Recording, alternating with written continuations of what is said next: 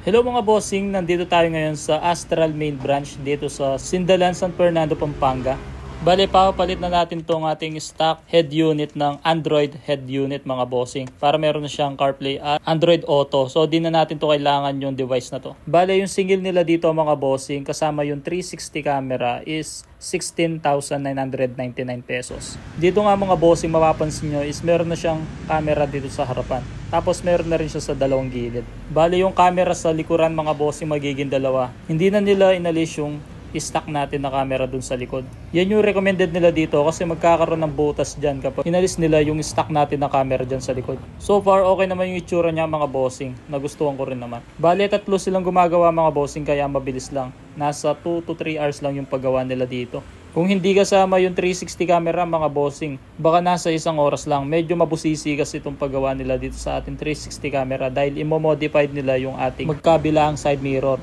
Dito nga mga bossing, ina-align na nila yung ating 360 camera setting. So sandali na lang to mga bossing tapos matatapos na. Hindi ko na napakita sa inyo mga bossing pero dinemo nila sa akin tong 360 camera. So dito ko na lang siya ipapakita sa inyo. Napaka-useful nito mga bossing lalo na sa mga kagaya kong first time pa lang sa pagdadrive ng kotse. Hindi na natin kailangan bumaba para makita natin na tuwid yung ating gulong sa harapan.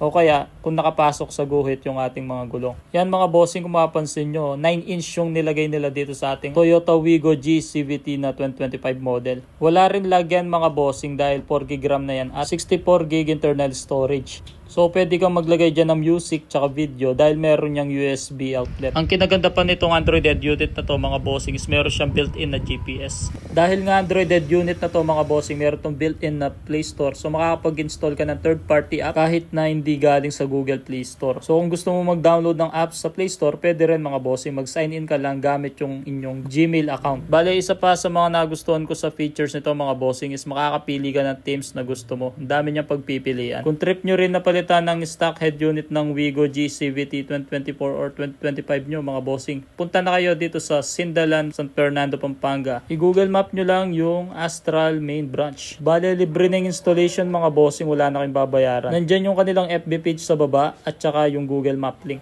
Hanggang dito na lang yung ating video mga boss. Para sa mga iba pang videos about Wigo G CVT 2025 model, check nyo na lang yung link dyan sa baba. Please subscribe, like, and share this video mga boss at mag-comment na lang kung may katanungan. Hanggang dito na lang mga bossing. Goodbye!